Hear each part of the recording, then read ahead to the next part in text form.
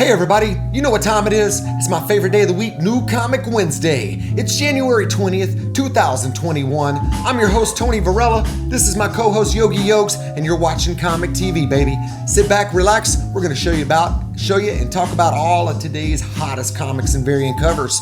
So before we get started, I got this haha variant. I promised you that's the Parsons Trump variant. And this variant's beautiful. It's got me feeling some kind of way, regardless if you hate or love Trump. It's got something for you in it. And yeah, you can see how I feel about today, judging by my shirt, but I'm not going to get into politics today. Strictly comics. Right here we got the first appearance of the Thunderbolts. What Hulk is that? Hulk 449. I got this one. It is in excellent condition. Looks like it's ready for a grade, baby. That thing is really nice, and I'm really confident that we're going to get an appearance of the Thunderbolts in some iteration or another.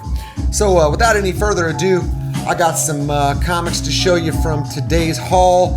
And man, before I get started, if you're a comic shop owner, why in the hell would you sell your comics on eBay before you give your loyal and faithful customers a chance to buy it? I mean, you're looking at 10-12% eBay fees, you're looking at PayPal fees, you're looking at taxes, you're looking at post office fees, you're looking at your time and trouble of sending it off to the post office, and at the same time you're alienating your customers. Why would you do that? Why would you do it? I don't understand it. And then to not even be straight with you about it, I don't get it. It's an affront. It's an insult, and I don't understand why you wouldn't show the same loyalty that your customers show to you. So if you're watching this show and you know a reason why this would happen, let me know, because it's happened to me, and I've ignored this problem, but it's definitely a problem, and it's not something I'm unsure about. So yeah, kind of bummed out about that. It's got me rethinking the format of this channel. Maybe I should just show you pictures of the comics that came out, and I can show you beforehand of what I want to buy, and then I can order them in advance and get 30% off of them. You know, that's the kind of thing you do when you play games with your customers. So anyway, enough about that. I got Gung Ho Sexy Beast #1 from Ablaze, written by Benjamin von Eckertsberg, and Thomas von Kumant is doing the art inside. Beautiful art, by the way, and this is a Daniel Clark cover, which is the reason I bought this book. Although I have read the original Gung Ho series from time to time, I have not checked out this Sexy Beast, but great art and a pretty good story as well. Next up from AWA, Artists, Writers, and Artisans, Upshot American Ronin #4 of 5. Peter Milligan's doing a great job on this book, and Aiko is doing the art and cover inside. Not many people talking about this book, but I really like it. Very cool premise. Now, I did get one Jenny Friesen variant today, but I did not get the one I was looking for, and truth be told, if I'd have thought about it a little longer, I would have left this one on the shelf. But this is Abbott 1973 from Boom Studios. We got Saladin Ahmed doing the writing over from Miles Morales. By the way, the last Miles Morales issue was absolutely terrible. The writing sucked and the art sucked, and if it keeps on that way, I'll have to drop one of my favorite titles. So that's a bummer.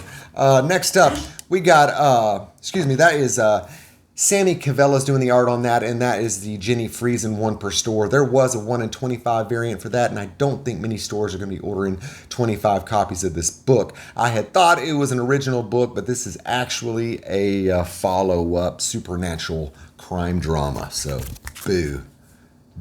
We'll see. Maybe I'll like it. Once and Future #15, written by Kieran Gillen. Dan Mora is doing the art and cover on this book. Dan Mora is also the artist on Dark Detective right now. Love that Dan Mora art. It is great, and this book is great as well. Next up, from Dynamite, we got Price of Blood, Red Sonja. Luke Lieberman's doing the writing on this. We got Walter Giovanni's doing the art, and I really just got it for this sexy, awesome Arthur Sudam cover. Good stuff, Arthur Sudam. And good boy, Yogs. Next up from IDW, we got the Teenage Mutant Ninja Turtles 113, written, drawn, and cover art, all by Sophie Campbell. This issue's hot already. Super dope cover, and we're going to get a image of this character in the future, and that character looks really good. Is it Lola? Lita? Something. I forget. I jump in and on and off of Teenage Mutant Ninja Turtles from time to time, but I'm mostly driven by speculation. I liked it better when the Teenage Mutants were running around with humans, and now the whole city is all animals, and it's kind of like Animal Farm or something. I don't know, but anyway, seems to be hot, so I didn't want to miss the boat on that, and I do love that cover. I also love this cover. This is from Image Comics, Philadelphia, number 12, written by Rodney Barnes. We got Jason Sean Alexander doing the art, and this is the Jason Sean Alexander cover, and I also picked up this beautiful, dreamy Bill Sienkiewicz cover.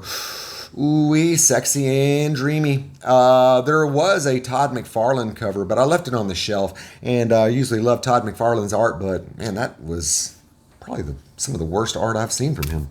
So anyway, a lot of people like that cover, and I'm sure they'll pick it up because it's McFarlane. But I like these two a lot better.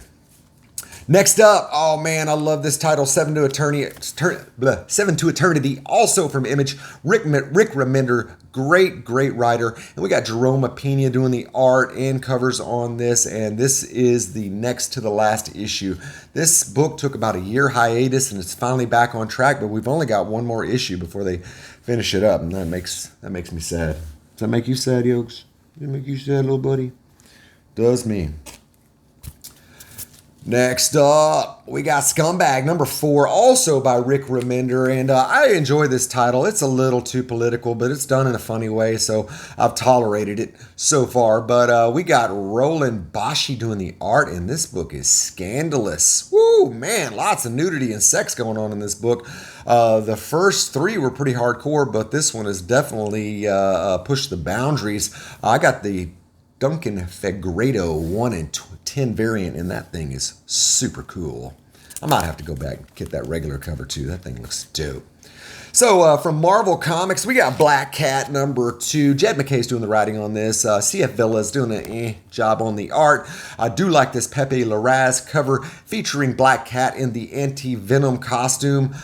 There was a couple of variants for this. The Adam Hughes 1 in 50 was the one I'm looking for, but right now it's going for about $75 on the eBay. So I'm going to hold out and see if that price goes down, or maybe I can take a snipe at it in the near future, but I don't want to pay top dollar for that book, and I don't know how long-term spec worthy this book is, but it is cool to see Black Cat in the anti-venom. And I went ahead and picked this cover up too. This is the oh man, I can't remember the name of this artist. Durin, something like that. Somebody I'd never heard of before, but I really love the blue eyes on this Black Cat, and I had to pick it up. Hey, stay tuned to the end. I got a bunch of Star Wars keys that I picked up out on the hunt. I'm going to show you, but I got Daredevil number 25 here. This is the second printing, written by Chip Zdarsky. We got Chiquetto doing the interior art and the cover on this book that is based on the interior art of the first print of Daredevil 25, featuring Elektra in her version of the Daredevil costume. And yum, I love me some Elektra. Dr. Aphra, number 7, written by Alyssa Wong. We got Minkyu Jung doing the art, and this is the Joshua Swaby variant, and we're going to get the first appearance of Wynn Delphine. It's the leader of Six Kin, which may or may not be a big deal. It's kind of like a spider-looking person. I'm really butthurt. My store did order 25 copies of this, but they said they didn't receive their 1 in 25 variant. So I picked up 2 copies of that, and that 1 in 25 variant is selling for about $1 to $150 and probably rising. So I don't know that I'll ever be getting this book, but looking into that first appearance, not that big a deal. So maybe they did me a favor. I don't know. King in Black number 3. I was a little surprised that there wasn't too many great covers for this book. Of course, it's written by the great Donny Cates and drawn by the great Ryan Stegman. This is the Betterman tattoo variant, and it's pretty cool, but man, I expected a little more out of that. Cover-wise, that is. I hope interior-wise, we're going to get the goods. X-Force number, what is this, 16, baby? Oh yeah, X-Force number 16. We got Benjamin Percy doing the writing on this. We got Joshua Cassara doing this cover A, and we're going to get some more happenings of the Krakoa Island. We're going to find out a little bit more of that, and so hopefully that's interesting. And I'm going to finish it up with DC. Hey, I've been very underwhelmed with the DC future state. Now, I've been preaching to you to get these keys while you can because they might go up in value, but man, there's been several just flat out duds. The next Batman, the first one, was not good. The Flash was one of the worst books I've ever read. The Green Lantern looked terrible. The Swamp Thing was pretty good. The Superman, Wonder Woman, not that great. The Wonder Woman, however, was good, and the next Batman was pretty good, especially with the Dan Mora art. And are there any I'm forgetting? Just not that impressed, man. Just, my favorite ones. Oh, the Teen Titans. Teen Titans was good too.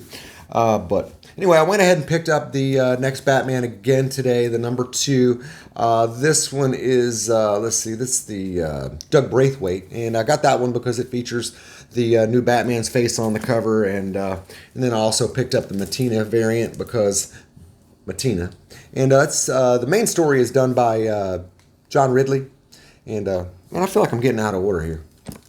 Hold on a second. Hold on, Yogi. I'm all discombobulated. All right, here we go. Sorry about that. We got Batcat, number 2. Now, I do not like Tom King. However, I did like that first issue and that Clayman art. Ooh-wee. Ooh-wee, that Clayman art is so good, man. Looking at some of his early work, I can't believe it's evolved to be this good. His work is good, and it looks like Catwoman's doing a little something to her butt back there. I'm not sure what's going on there. So sorry about the mix-up. I'm so butthurt about my Jenny Friesen variant. I'm not even thinking straight.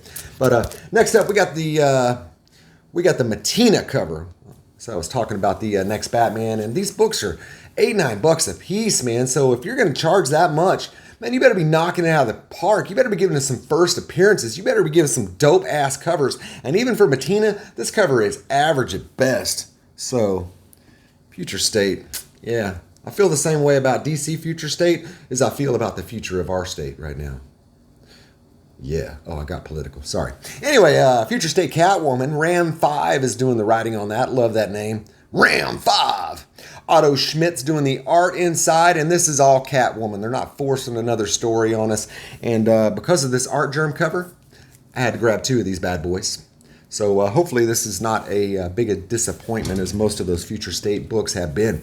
So the last of today's books, Deceased Dead Planet, number 7. Man, I forgot this book was still going. It's been so long. Tom Taylor done a great job on this series. And we got Trevor Hairsine doing the art, which is pretty good. And this Matina cover is super dope. Nightwing Future State was out. I took a pass. Shazam Future State was out. I took a pass. The Worlds of War Superman issue was out. I took a pass, although that Federici cover was pretty nice looking, and that Michael Janin art inside was pretty good. So I may go back and get that. Also, Wonder Woman, Jen Bartel, her first cover in interior arts for Marvel. Not her first cover, but her first interior arts. And she's a better cover artist than she is an interior artist. So I went ahead and took a pass on that. The Peach Momoko cover was enticing as well. But nah, man, for $8-9 a piece, nah, you're going to have to blow my socks off. So, hey, that's all of today's comics. I'm sorry about all the ranting. But yeah, it's a difficult day for a lot of us. And man, this comic day did not make it any more fun. So that sucks.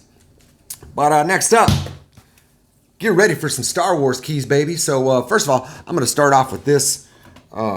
I got this man. I know I don't usually show action figures on here, but I do collect the Marvel Universe 3.75-inch action figures, and I fell in love with that Mandalorian series, so whenever this action figure came out, I just had to get it.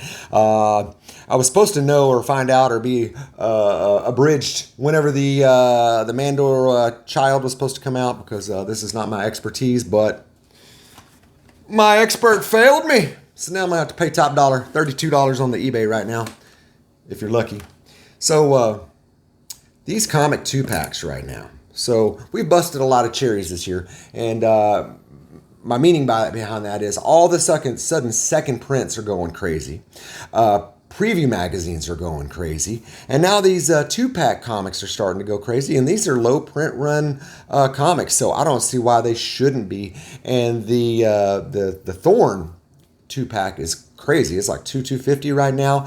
This one's still moderately priced, but it's got the Star Wars #1 in there, as well as a pretty sweet Darth Vader action figure right there. So, boom. And speaking of reprints, I showed you the first print I got that was in excellent shape a couple of weeks ago or a few weeks ago. This is a reprint of the #2, and I've got a couple of these. So this one's really not that hot right now, but if it does, as a lot of second prints are doing, this one should become more and more desirable as time goes on. So I picked up a few issues of these. This is the first Snoke and the first Sidon Athano, which is the Crimson Corsair, and he's going to be on the cover of the Star Wars Insider soon, and I suspect that he could play a prominent role in one or some of the Star Wars series that are upcoming. So nice cheap key. And the cheap keys, the little more less trodden earth as far as Star Wars goes, is the way to go right now, because these Star Wars keys are just out of control. This is the first Zao Ostrander. Beautiful, beautiful cover there. And all these Star Wars books I pay between $3 and $5 for. This is the Return of the Jedi number 2. It's the first full Palpatine as Darth Sidious. And this is an early Quinlan Voss, and has some Bad Batch connections, which there's going to be a series on that. And picked up a few of these. This is the first partial appearance of the Scar Troopers, an elite group of troopers. So I picked up a few of those, and this is the first full appearance of the Scar Troopers. So I expect all these to start heating up pretty soon, and those Star Wars keys I bought in the recent past have all gone up in value. We got the first 10th brother and the first Farron Barr, who is a Jedi right there in this book. And with this one, we're going to get an early appearance of Darth Malik. And I bought this one just because of the Cad Bane, and that first appearance of Cad Bane I expect to be really hot. That is a super dope character, and I can't wait to see it in live action. And when it happens, ooh, that book's going to go crazy, as well as all those Cad Bane books. That is not the first appearance, by the way. That's just the, what do they call it? The Galactic Icons variant. Next up, TIE Fighter. This number 1 of this series is the first Shadow Wing, which should be in one of the series. And I've already gotten the number 1 and a couple copies of that. And I got issue 2 and 3 to try to finish rounding out that series.